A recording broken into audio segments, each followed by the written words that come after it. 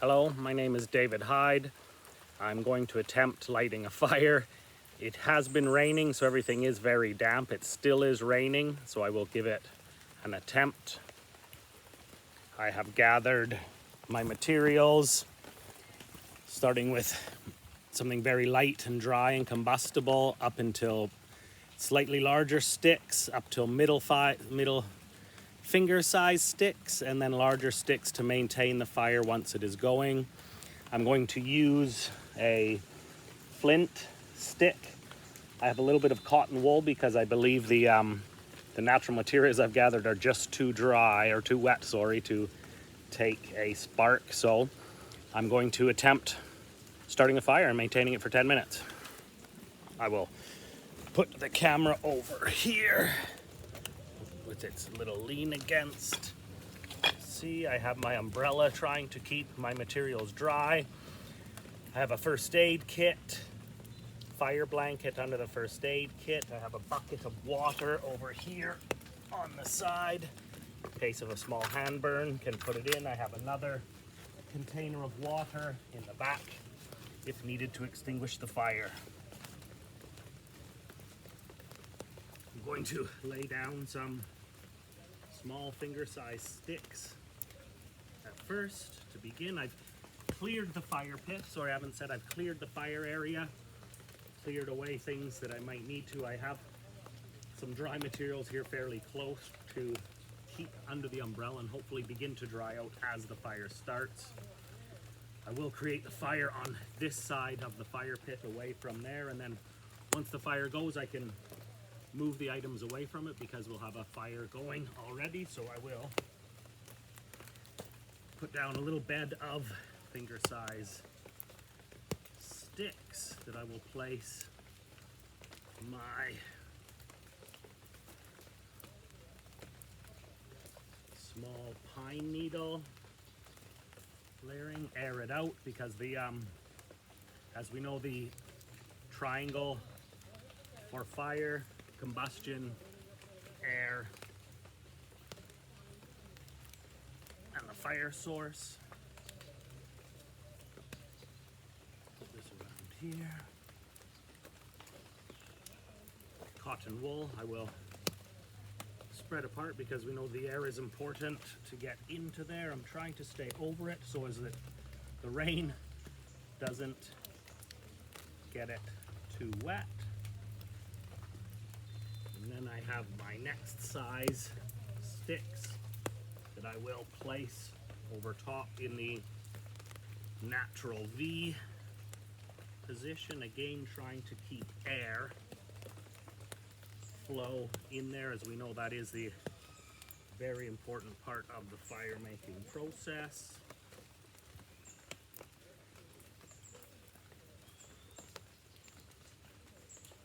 The smaller size the better to begin with. I'm going to put a little bit more of this back on top here. I'll show you perhaps a better view out of the rain what I've created there. And that cotton wool is where I will aim the spark. Try to balance this again out of the rain. Yes, okay.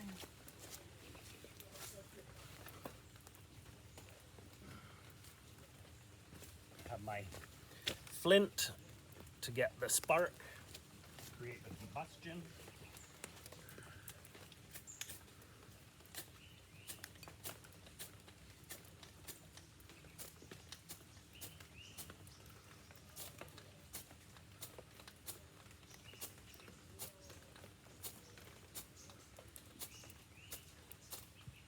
Okay, we have a spark.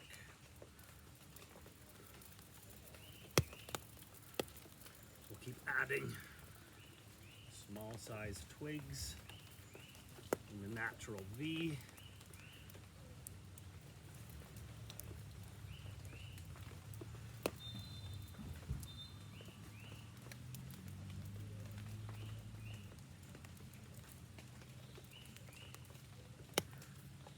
It is very wet. I'm in a location in Thailand. This is the British International School. We have a beautiful natural forest setting school on the side of our school, which is part of the campus. So permissions for fire has been granted through our school senior leadership team, using the respect position to the fire so that I can maintain myself away from the fire at all times if need to.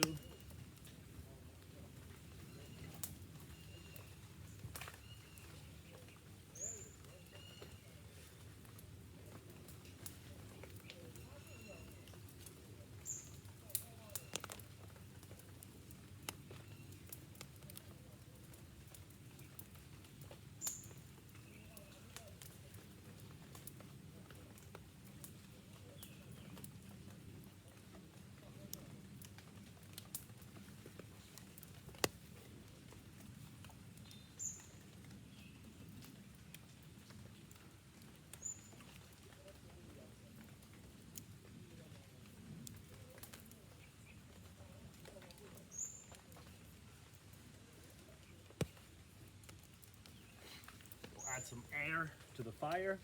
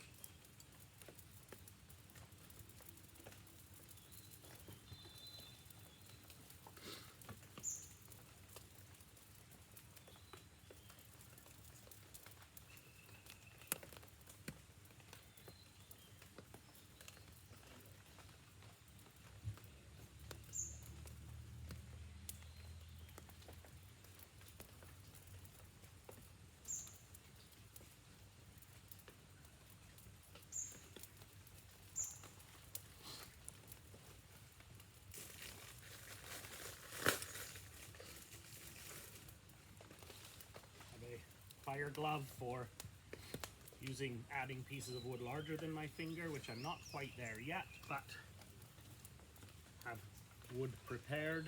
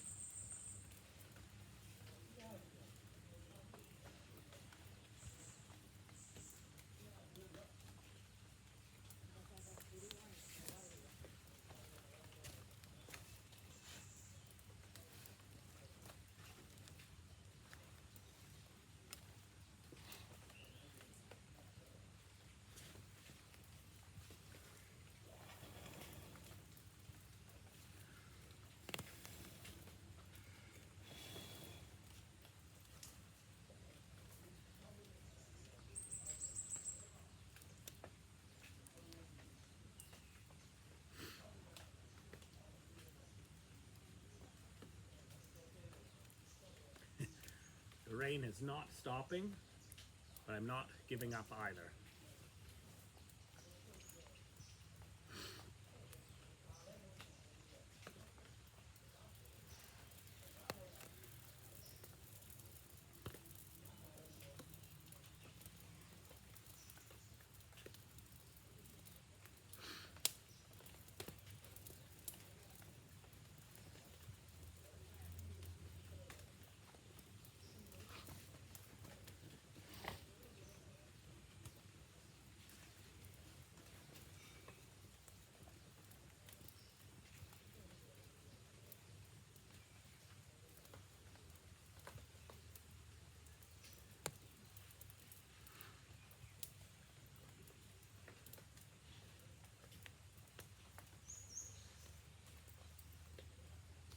That.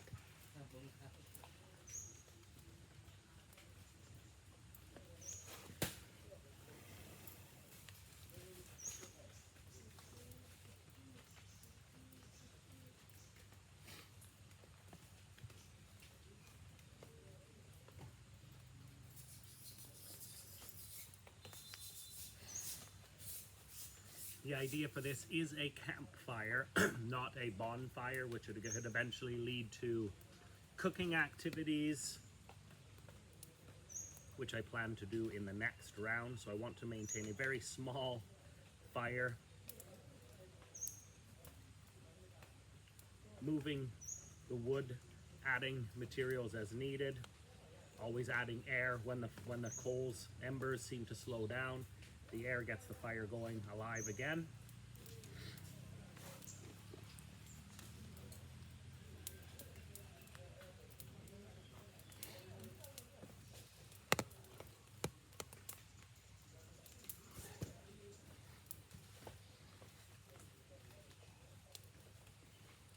The rain is slowing.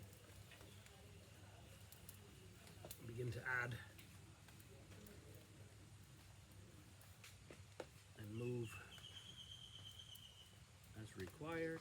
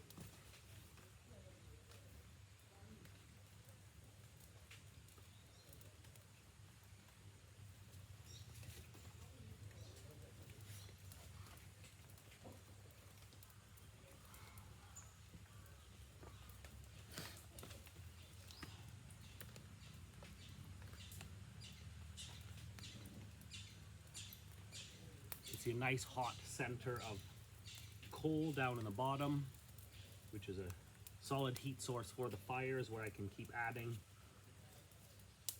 more fuel into.